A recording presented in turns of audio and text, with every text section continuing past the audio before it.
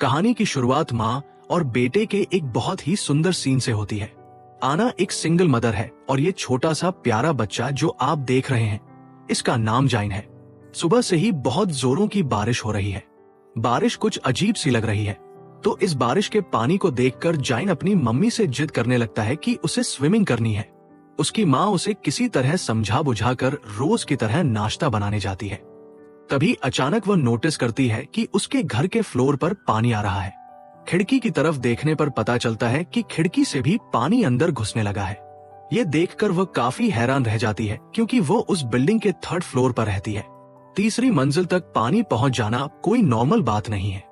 अचानक उसे सुनाई देता है कि बिल्डिंग के माइक पर अनाउंसमेंट हो रही है कि 3 मंजिल तक पानी पहुंच चुका है, इसलिए जितना जल्दी हो सके सबको ऊपर के फ्लोर्स पर जाने के लिए कहा जा रहा है।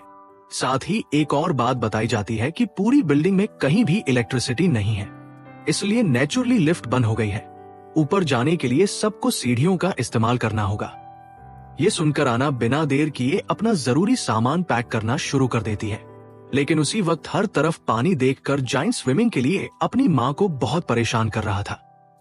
चारों तरफ के हालात देखकर आना पहले से ही बहुत टेंशन में थी। ऊपर से जाइन की ऐसी जिद पर उसे गुस्सा आ जाता है और वह उसे काफी डांटती है। इसके बाद वह जल्दी जल्दी अपना जरूरी सामान और कपड़े बैग में भरने लगती है। तभी उसके फोन पर एक कॉल आता है। फोन रिसीव करने पर दूसरी तरफ से एक आदमी कहता है, क्या आप डार्विन कंपनी की मैनेजर आना बोल रही हैं? क्या आपके फ्लोर पर पानी घुस गया है? आना जवाब देती है, हाँ। तब वह आदमी कहता है, तो कुछ ही देर में आपका पूरा फ्लोर डूब जाएगा। आप जितना जल्दी हो सके वहां से निकलकर ऊपर के फ्लोर्स की तरफ आइए। मैं ऊपर ही हूं। मैं आप लोगों को रेस्क्यू करने आया हूं। और हाँ, अगर आप अपने साथ सामान लाने की सोच रही हैं, तो प्लीज उसे वहीं छोड़ दीजिए। ये कहते ही फोन कट जाता है।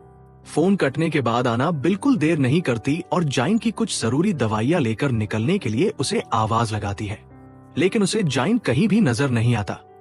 असल में जाइन को जब उसकी माँ डांटती है या उसका मन खराब होता है तो वो अलमारी के अंदर जाकर छिप जाता है। ये बात आना बहुत अच्छे से जानती है, इसलिए वो अलमारी खोलकर उसे समझाती है और प्यार से बाहर निकाल आती है। बाहर आते ही वह एक भयानक मंजर देखती है। चारों तरफ बस पानी ही पानी। पानी जैसे किसी शैतान का रूप ले चुका है, जिसे देखकर लग रहा है कि वह सबको निगल जाएगा। सैकड़ों लोग अपनी जान बचाने के लिए इधर उधर भाग रहे हैं। आना हिम्मत नहीं हारती और अपने बेटे को कंधे पर उठाकर सीढ़ियों की तरफ बढ़ती है। सीढ़ियों के पास पहुंचकर वह देखती है कि वहां लोगों की लंबी लाइन लगी है। अगर वह लाइन में खड़ी होकर ऊपर जाने का इंतजार करती तो कुछ ही देर में पानी उन्हें वहां ले जाता, इसलिए अब उसे कोई दूसरा रास्ता ढूंढना था। अचानक उसे याद आता है कि बिल्डिंग में एक और एग्जिट सीढ़ी भी है, इसलिए वह बिना देर किए उस तरफ भागती है। दूसरी तरफ बहुत से लोग पानी की लहरों से लड़ नहीं पा रहे थे और उसमें डूब रहे थे। ऐसे हालात देखकर किसी का भी डर जाना लाजमी है और जाइन तो अभी बस एक बच्चा है, इसलिए उसकी माँ उसे हिम्मत देने के लिए अलग अलग कहानियां सुनाने लगती। यहाँ तक कि उसका माइंड डाइवर्ट करने के लिए वे दोनों मिलकर जाइन का पसंदीदा गाना गाते हुए ऊपर चढ़ते हैं। सच में इसी को माँ का प्यार कहते हैं। खुद अंदर से टूट कर भी बच्चे के लिए चेहरे पर मुस्कान रख सकती है। वे उस सीढ़ी से काफी फ्लोर्स ऊपर आ जाते हैं, लेकिन तभी आना देखती है कि आगे की सीढ़ियों पर बहुत सारा पुराना सामान रखा होने की वजह से रास्ता पूरी तरह ब्लॉक है। उन चीजों को हटाकर ऊपर जाने में बहुत वक्त लगेगा और मेन सीढ़ी से इस वक्त जाना मुमकिन नहीं है। इधर पानी धीरे धीरे ऊपर चढ़ता आ रहा है। जैसे तैसे आना उस सीढ़ी से जाइन को लेकर ऊपर के फ्लोर पर पहुंचती है। ऊपर पहुंचते ही अचानक उसे सुनाई देता है कि किसी दूसरे फ्लोर से कोई उसका नाम पुकार रहा है। वो उस आवाज का जवाब देने के लिए जैसे ही पीछे मुड़ती है, देखती है कि जाइन वहां नहीं है। आना बिल्कुल पागलों जैसी हो जाती है। एक तरफ इतना सारा पानी और दूसरी तरफ सैकड़ों लोगों की भीड़। आना को कुछ समझ नहीं आता कि वो क्या करे और अपने बेटे को कहां ढूंढे। वो पूरी तरह बेबस हो जाती है। फिर भी अपने बेटे को ढूंढने के लिए इधर उधर भागने लगती है। ढूंढते ढूंढते वह एक फ्लैट के अंदर घुस जाती है। तभी उसकी नजर खिड़की की तरफ पड़ती है और फिर वह जो देखती है, उसे देखकर किसी भी नॉर्मल इंसान का दिमाग काम करना बंद कर दे। वह देखती है कि पहाड़ जैसी एक दानव जैसी लहर उनकी तरफ बढ़ रही है और कुछ समझने से पहले ही वो लहर उनकी बिल्डिंग से टकरा जाती है। इसके चलते और भी कई फ्लोर्स पानी के नीचे समा जाते हैं। आना अब पूरी तरह से पानी के नीचे है, फिर भी वह जाइनन को ढूंढना नहीं छोड़ती। पानी के अंदर ही तैरते हुए वह पागलों की तरह एक कोने से दूसरे कोने तक अपने बच्चे को तलाश रही है। एक बार सोच कर देखिए, उस वक्त आना खुद को कितना बेबस और हेल्पलेस महसूस कर रही होगी। काफी देर तक पानी में ढूंढने के बाद आखिरकार उसे जाइन मिल जाता है, लेकिन तब तक छोटा जाइन बेहोश हो चुका था। आखिर एक बच्चा कितनी देर पानी के नीचे रह सकता है। आना किसी तरह अपने बेटे को लेकर वहां से निकलना चाहती है, लेकिन बाहर जाने वाला दरवाजा किसी भी तरह खुल नहीं रहा। इधर काफी देर तक पानी के अंदर रहने की वजह से आना भी अब अपनी सांस नहीं रोक पा रही थी। वो खुद भी बीमार सा महसूस करने लगी है। उसे लग रहा है कि बस अब सब खत्म होने वाला है। ठीक तभी एक आदमी आकर उन दोनों को खींचकर ऊपर ले जाता है और उनकी जान बचाता है। ऊपर जाने के बाद वह जाइनन के सीने और पेट को दबाकर पानी बाहर निकालता है और उसे होश में लाता है। जाइन बहुत डर गया था, इसीलिए अपनी माँ को देखते ही वह रोने लगता है। इधर वो आदमी एक वीडियो के जरिए अपने ऑफिस में रिपोर्ट करता है कि उसने आना और उसके बच्चे को सही सलामत रेस्क्यू कर लिया है। अब तक आपको लग रहा होगा ना कि इतने सारे लोगों के बीच यह आदमी सिर्फ आना को ही बचाने क्यों आया। वेट, अभी पता चल जाएगा। जब आना उस आदमी से उसकी पहचान पूछती है तो वो बताता है कि उसे डार्विन कंपनी ने भेजा है। वह उस कंपनी की सिक्योरिटी टीम का हिस्सा है और उसका नाम हीजो है। इसके बाद जब हीजो उन्हें लेकर ऊपर की तरफ जा रहा था, तब आना उससे पूछती है, बाहर का पानी इतना नमकीन क्यों है? मुझे तो लगता है कि ये कोई मामूली बारिश नहीं है। तभी जो उसे बताता है कि बारिश तो नॉर्मल है, लेकिन यहाँ जो बाढ़ आई है वह समंदर का पानी है। असल में अंटार्कटिका में एक उल्कापिंड गिरा है, जिसकी वजह से सारी बर्फ पिघल गई है और ये बाढ़ आई है। आना पूछती है, क्या इस बारे में वैज्ञानिकों को कुछ नहीं पता था? कि जो बताता है कि साइंटिस्ट को सब कुछ पहले से पता था, लेकिन उनके पास इस सिचुएशन को संभालने का कोई रास्ता नहीं था। इसीलिए वे बेकार में लोगों को बताकर अफरा तफरी या डर का माहौल नहीं बनाना चाहते थे। और हाँ, आज शायद इस दुनिया का आखिरी दिन हो सकता है। सब कुछ पूरी तरह खत्म हो जाएगा।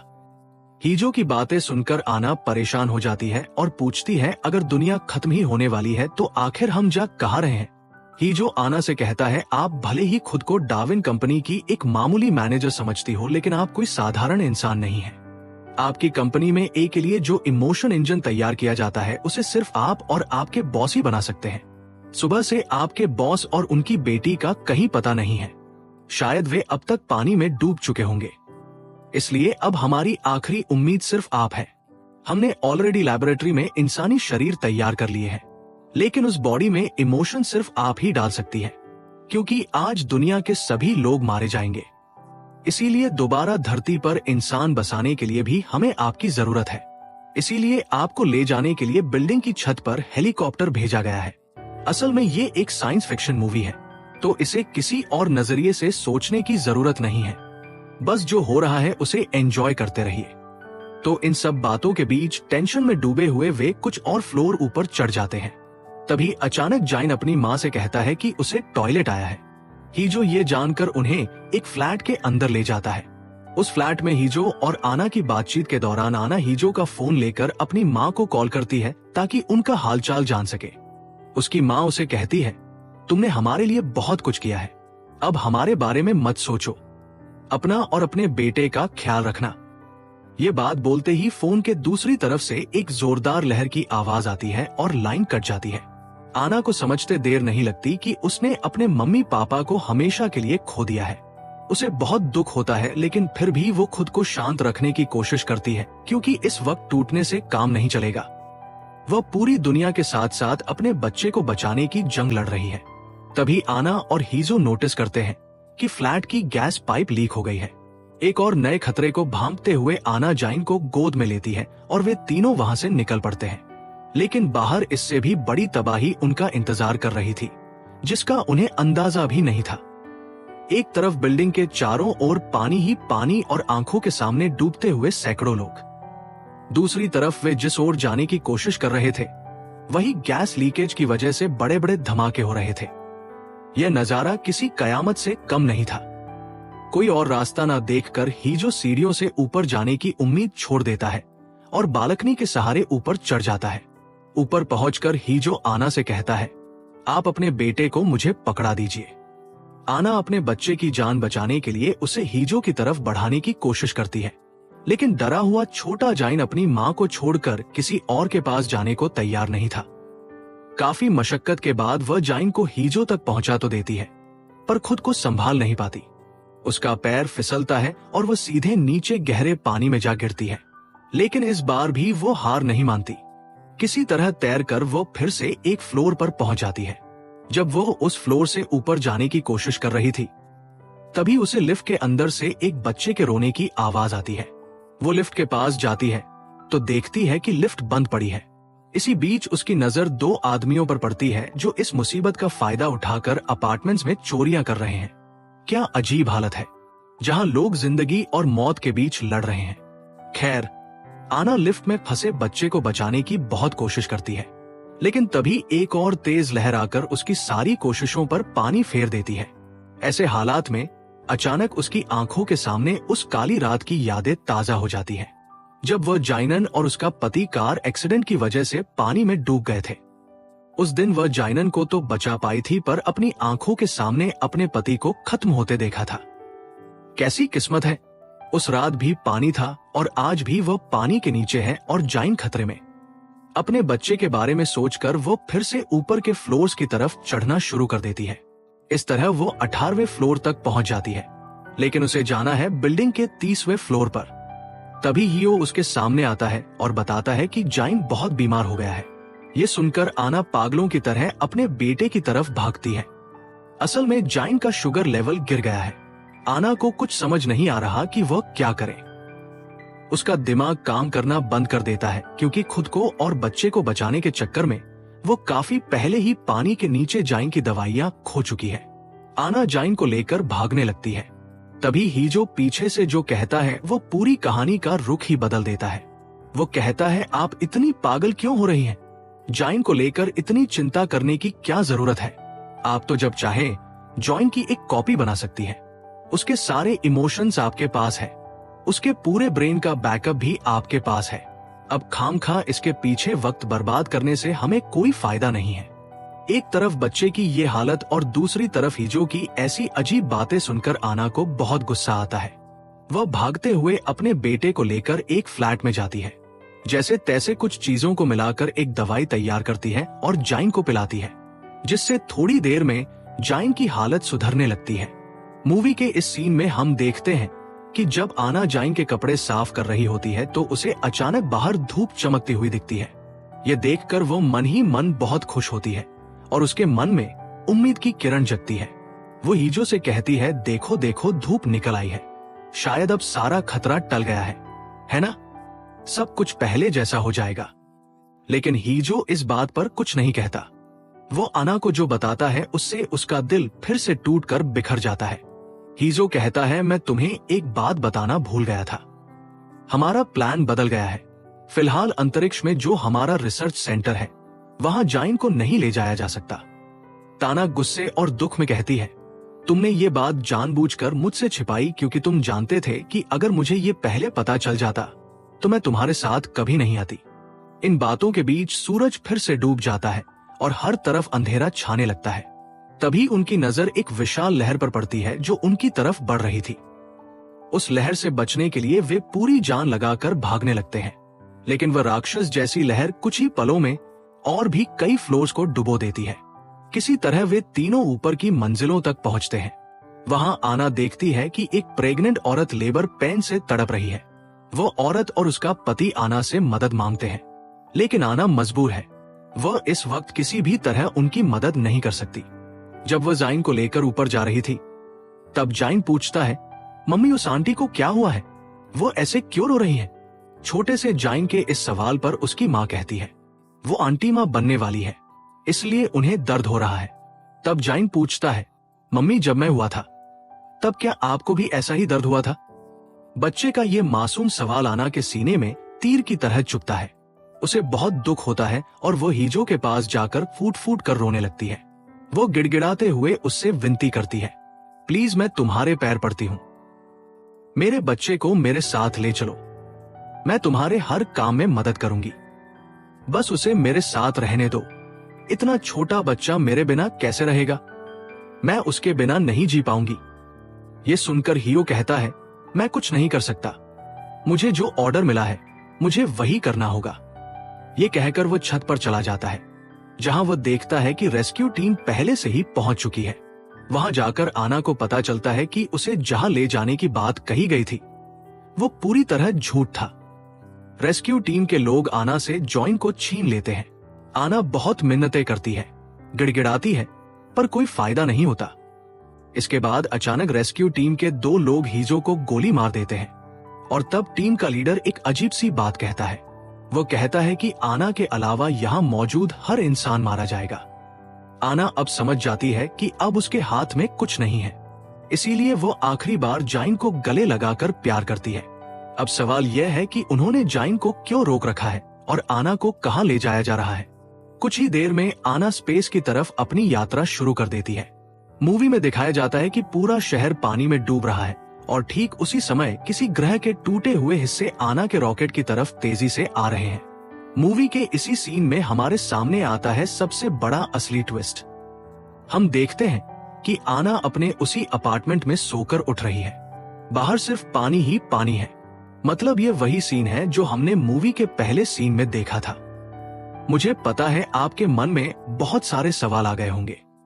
ऐसा लग रहा होगा कि सब कुछ सिर के ऊपर से जा रहा है ना? थोड़ा सब्र रखिए, मैं सब क्लियर कर दूंगा। तो नींद खुलने के बाद आना देखती है कि उसके पूरे घर में पानी घुस गया है। सिक्योरिटी रूम से अनाउंसमेंट हो रही है कि जल्दी ऊपर के फ्लोर्स पर जाए। ठीक तभी आना के फोन पर हीजो का कॉल आता है। हीजो उसे छत पर आने को कहता है क्योंकि उनके लिए हेलीकॉप्टर इंतजार कर रहा है और आज वे जाइन को भी साथ ले जाएंगे। जब वो फोन पर बात कर रही थी तब जाइन बार बार अपनी माँ को कुछ दिखाने की कोशिश कर रहा था। वह कह रहा था कि उसने सपने में कुछ देखा है और जो देखा है उसकी फोटो बनाई है, लेकिन इतनी जल्दबाजी में आना उस पर ध्यान नहीं देती। वो फटाफट बाहर निकलने की तैयारी करती। पिछले बार की तरह आज भी जाइन बाहर निकलने से पहले अलमारी में छिप गया था। उसकी माँ उसे ढूंढ निकालती है और कहती है कि वो अब से अपनी माँ की सारी बात माने और अगर कोई उसे अपने साथ ले जाना चाहे तो वो ना जाए। लेकिन तभी जाइन अपनी माँ से एक अजीब सवाल करता है। वो पूछता है, मम्मी काफी दिनों से मेरी उम्र 6 साल ही क्यों है? मेरी उम्र बढ़ क्यों नहीं रही? हर रोज मेरी उम्र 6 साल ही क्यों रहती है? आना को इन बातों का कोई सिर पैर समझ नहीं आता, इसलिए वह बिना देर किए जाइन को कंधे पर उठाकर छत की तरफ ले जाने लगती है। लेकिन पिछली बार जब हीजो ने आना को आवाज दी थी तब उसने जवाब दिया था, पर इस बार वह हीजो की पुकार पर कोई रिस्पांस नहीं देती। वह हीजो को इग्नोर करके जाइन को लेकर भागने लगती है, लेकिन तभी एक विशाल लहर सबको बहा ले जाती है। लहर की चपेट में आकर बहुत से लोग मारे जाते हैं और कई बह जाते हैं। आना और जाइन पानी में डूब तो जाते हैं, पर किसी तरह फिर से ऊपर आ जाते हैं। लेकिन ऊपर आकर वह जाइनन को खो देती है। जाइन को ना पाकर आना उसे पागलों की तरह ढूंढने लगती है। उसे लगता है कि शायद जाइन पानी में गिर गया है, इसलिए वो पानी के अंदर उसे तलाशने लगती है। जब आना जाइन को ढूंढ रही थी तभी एक तैरती हुई कार आकर उसे जोर से टक्कर मारती है। अगले सीन में हम देखते हैं कि हीजो आना को रेस्क्यू कर रहा है। लेकिन यहाँ एक गौर करने वाली बात यह है कि पिछली बार आना की टी शर्ट पर 491 लिखा था और अब वो बदलकर 787 हो गया है। जब आना दोबारा जाइन को ढूंढने जाना चाहती है तो हीजो उसे एक फोटो दिखाकर कहता है कि जाइन ऊपर के फ्लोर पर है। आना को समझ नहीं आ रहा कि जाइन उससे इस तरह भाग क्यों रहा है, जबकि वह तो अपनी माँ के बिना कुछ जानता ही नहीं। इधर हीजो जाइन को ढूंढने से रोकता है तो आना को बहुत गुस्सा आता है। वो हीजो से बंदूक छीन लेती है, लेकिन तभी अपार्टमेंट में गैस लीकेज की वजह से ब्लास्ट हो जाता है। इस धमाके में आना जख्मी हो जाती है, पर इसके तुरंत बाद हम देखते हैं कि हीजो ने आना को फिर से बचा लिया है, लेकिन अब उसकी टी शर्ट पर एक 93-1 की जगह लिखा हुआ है। आना तब हीजो के हाथ से अपना हाथ छुड़ाकर पानी में कूद जाती है और जाइन को ढूंढने लगती है। ढूंढते ढूंढते वो उसी लिफ्ट के सामने पहुंच जाती है जहां पिछली बार उसने एक लड़की के रोने की आवाज सुनी थी। आना को एहसास होता है कि वह लड़की वहां फंसी हुई है। उसे याद आता है कि यही सेम चीज उसके साथ पहले भी हो चुकी है, पर उस बार वह लड़की को बचा नहीं पाई थी। इसलिए इस बार वह उसे बचाने की और भी ज्यादा कोशिश करती है, लेकिन फिर से नाकाम रहती है और हम देखते हैं कि आना धीरे धीरे पानी के नीचे डूब रही है। अगले सीन में आना फिर से उसी लिफ्ट के सामने उस लड़की को रेस्क्यू करती हुई दिखती है, लेकिन अब उसकी टी शर्ट पर 47 लिखा है। इस बार बहुत कोशिशों के बाद आना उस लड़की को बचाने में कामयाब हो जाती है। वो लड़की को एक बुजुर्ग कपल के पास पहुंचा देती है क्योंकि वह उनकी ही पोती है। अब सवाल ये है कि आना को कैसे पता चला कि यही उसके ग्रैंड पेरेंट्स हैं? आना उस लड़की से पूछती है, क्या तुमने जाइन को कहीं देखा है? लड़की जवाब देती है, जब मैं लिफ्ट में फंसी थी तब मैंने 2 लोगों को जॉइन से बात करते सुना था। आना उसकी बात सुनकर आगे बढ़ती है तो उसे वही 2 लड़के मिलते हैं जो चोरी कर रहे थे। आना ने इन्हें पिछली बार भी देखा था। उन लड़कों के साथ उसकी हाथापाई होती है। तभी हीजो आकर उन लड़कों को पीटना शुरू कर देता है। जब उनसे जाइन के बारे में पूछा जाता है तो वे बताते हैं कि उन्होंने जाइन को देखा जरूर था पर उसे मारा नहीं। हीजो गुस्से में आकर उन्हें पानी में फेंक देता है। इसके बाद आना जब फिर से जाइन को ढूंढने के लिए आगे बढ़ने लगती है तो हीजो उसे रोक कर कहता है कि कुछ ही देर में रेस्क्यू टीम यहाँ आ जाएगी और वही जाइन को ढूंढ निकालेंगे।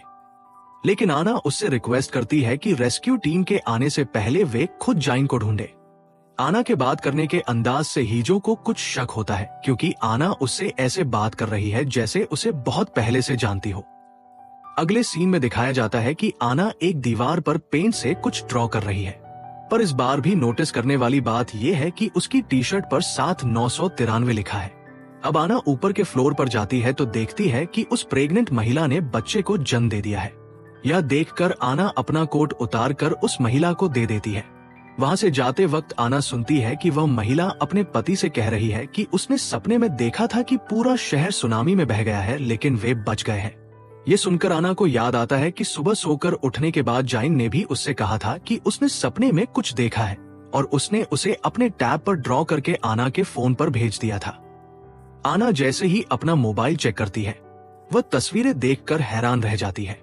यहाँ हमें पता चलता है कि पहली बार जब जाइन बेहोश हो रहा था तब उसने आखिरी जो मंजर देखा था उसे ड्रॉ करके अपनी माँ के फोन पर भेजा था और सबसे हैरान करने वाली बात यह थी कि उसने वही सेम फोटो एक बार नहीं बल्कि हजारों बार भेजी थी। कहानी अब पूरी तरह से टाइम लूप और पैरेलल रियलिटी की तरफ इशारा कर रही है। क्या आप जानना चाहते हैं कि इन हजारों तस्वीरों और टी शर्ट पर बदलते नंबर्स का असली राज क्या है?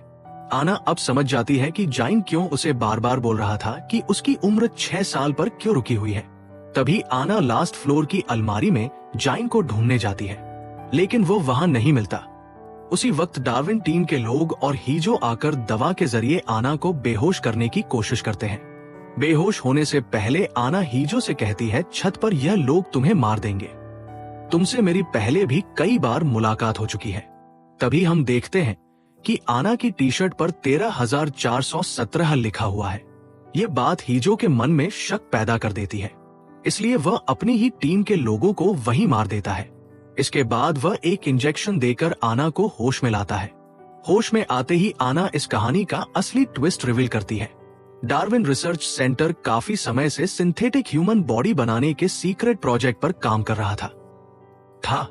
वे 3D मॉडल के जरिए ऐसी बॉडीज बनाते हैं जो इंसानों की तरह सब कुछ कर सकती है, यहाँ तक कि बच्चे को जन्म देना भी। लेकिन प्रॉब्लम यह थी कि उनके अंदर गुस्सा, दुख या प्यार जैसे कोई इमोशंस नहीं थे। इसलिए आना और उसके बॉस ने इमोशन इंजन पर काम शुरू किया था। इसके लिए 2 चीजों की जरूरत थी, एक टेस्ट सब्जेक्ट और दूसरा टेस्ट सैंपल, क्योंकि एक इंसान का दूसरे इंसान के प्रति प्यार और जिम्मेदारी से ही इमोशन पैदा होता है। इसलिए उन्होंने 2 आर्टिफिशियल बॉडीज बनाई। उन दोनों में से एक जाइन है।